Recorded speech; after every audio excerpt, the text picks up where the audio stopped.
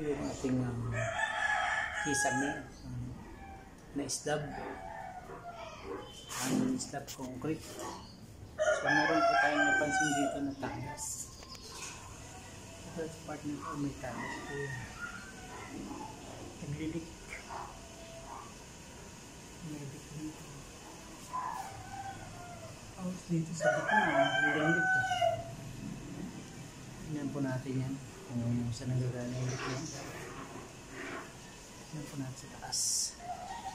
So magre-repair po tayo ng lik yan. Isa, dalawa.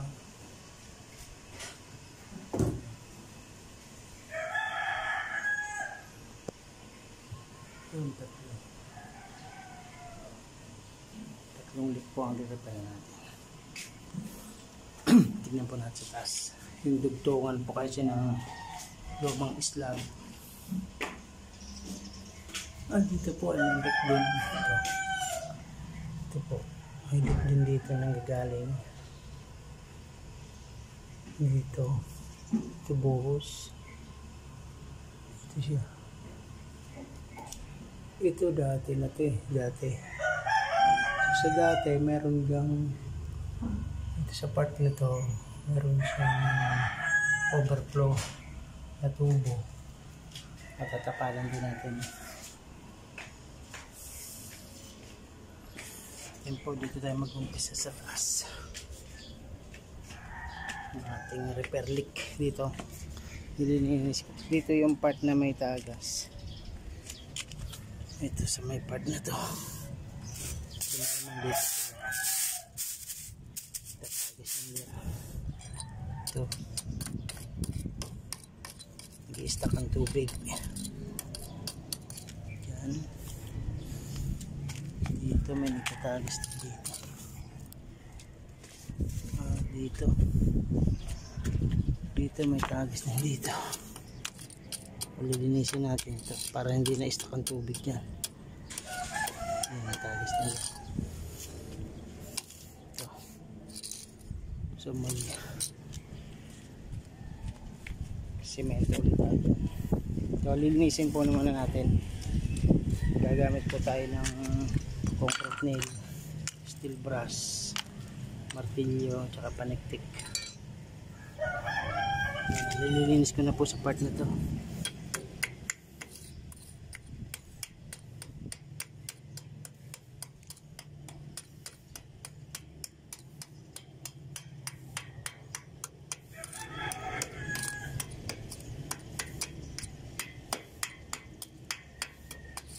Plasteran uli yan doon para walang tagas. Saka po gagamit tayo ng flexiband. Hello po, yan po meron na po tayong si paring Vic ay maghahalo ng semento tsaka binistay na buhangin para po tatapalan niya yung mga butas-butas na part ng dugtungan ng slab tsaka yung aming bagong slab. Kasi po may mga leakage na lumalabas, so nilinis ko po yung pader at si paring Vic mag bubuli. Ayan, paplasteran niya po yung mga butas-butas doon para pantay po pag lalagyan po kasi namin yan, applyan po namin yan ng flexiband. Bibidyo ko rin mamaya yung flexiband. Ito po si paring Vic dumating na. Ito na ginilalagyan, tinatapalan niya na po yung mga malalalim. Kala nahuli ka ng commander eh. Ano sabi ng commander? Nilinis ko po yan para makita na pantay. Pag in-apply po yung commander na naman ang payag, no? Pero pag tumagal ka, nahabol na yun. Pag meron ng si pare, papayag na yun.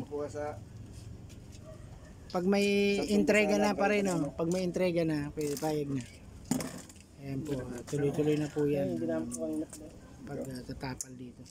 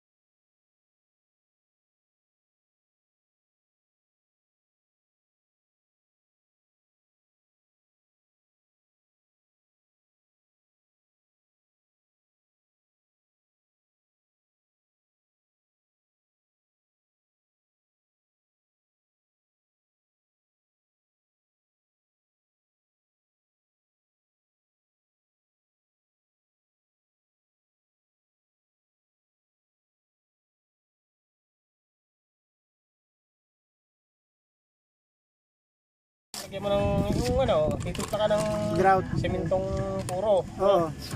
Tapos pinuhos mo doon sa dugtungan bago mo pinuhusan. Dapat pala na open na agad. Wala na, remedyo na lang. Kaya niyo. Sa susunod, ano? Ano yan? Oo. Flexible naman tayo eh.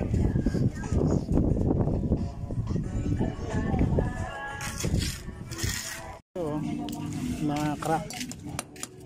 Yung loob, ano rin natin ganito. Haba niyan. Hindi, dito lang. Tama na. Dito, hindi pa naman. Ito, ano na. Ayan, okay na dito. Ituin mo na lang. Tapos walis agad para mahaluan niya ng semento. Hindi na mapinturahan. Tapos bukas, flexible.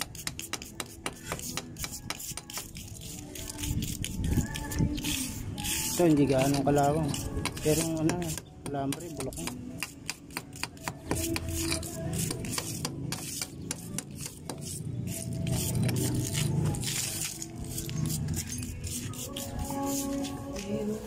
Ito din. Ito, meron din dito. So guys, yung ating flexiband na ginagamit, may halo ng semento yan. Tsaka tubig. May tubig ba yan? Wala na. O, hindi talaga pwede ang tubig. Huwag nyo nang babasain yung papahiran yung applyan. Puro lang siya.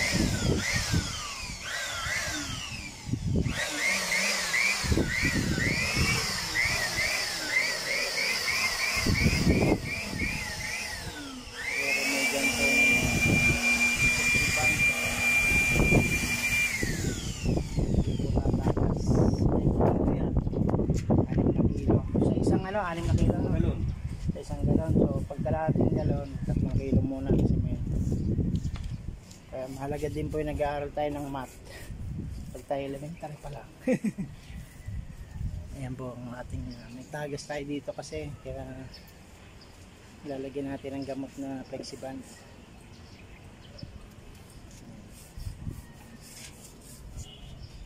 Tignan natin yung solusyon na to kung okay.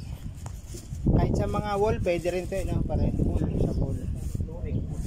Flooring. Yun yung tapat ni paring Sani na malaking bahay. Parang nilagyan ng ganito, no? Yung wall nila. Kahit daming inubos na ganyan. Flexible. Boys and din.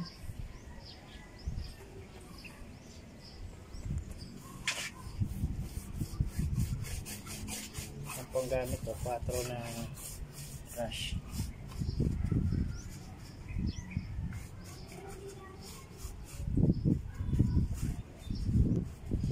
Ititreat po natin yung nakita natin na marami ng tagas. Isang tagas. Ito yung gamit natin dyan guys. Oh. Yung Boys and Flexiband.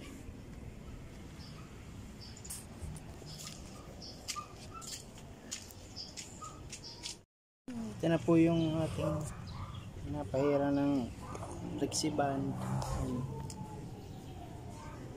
Meron na po yung protection sa ulan. Tubig. Doon, meron din doon. Doon, dapat talaga doon. Hindi tumagos ang tubig.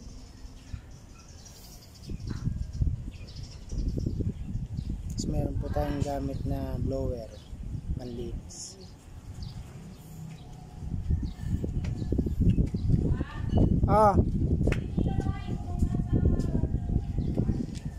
Salain. Sasalain? Oo. Sige. May mga buo na. Sinasala namin yan para walang buo. Ito na po yung ating pinapahira ng flexiband. Meron na po yung protection sa ulan. Tubig. Doon, meron din doon. Doon, dapat talaga doon. Hindi tumagos ang tubig.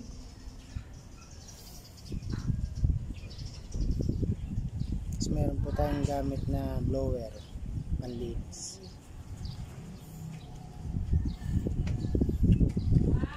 Ah.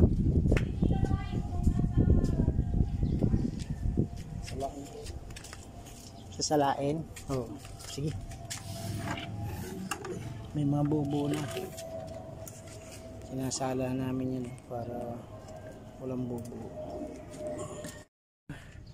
Kumusta po kayong lahat? Ito na po yung ating ni-repair na flooring na may tagas. So yan po, lahat po ay napahidan. Napahidan po yung 3 meter by 5 meters na area ng slab. Kasi dyan po sa pinagdugtungan ng ng slab na luma na beam, dyan po nagtatagas ng tubig, ulan. Ganun din po dito sa stopper, kasi ito stopper lang po ito, hindi po ito buhos. So yan, nagdagdagan na lang yan ng pahid. Yan. So dito pa ang hindi pa nalagyan kasi gipit. So hindi naman dyan nagtagas ng first time, kaya nagtira pa tayo ng konting pampahid dyan.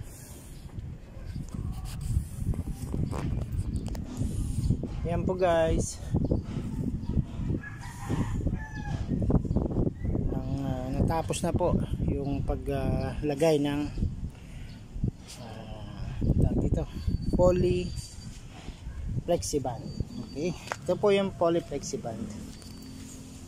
Ayan po siya, Poison flexiband.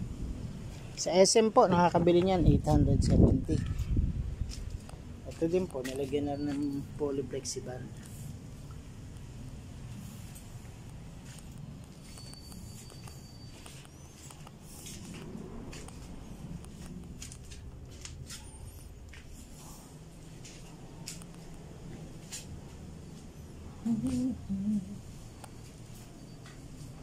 Ito pa po yung isang issue dito, yung pag nagpapasok dito yung tubig, yan, yung butas na yan, tumatagos dyan yung tubig ulan pababa doon sa slab. So ibabalik ko na po yung mga yero itong cover. Ito po yung yero, ibabalik na po yan.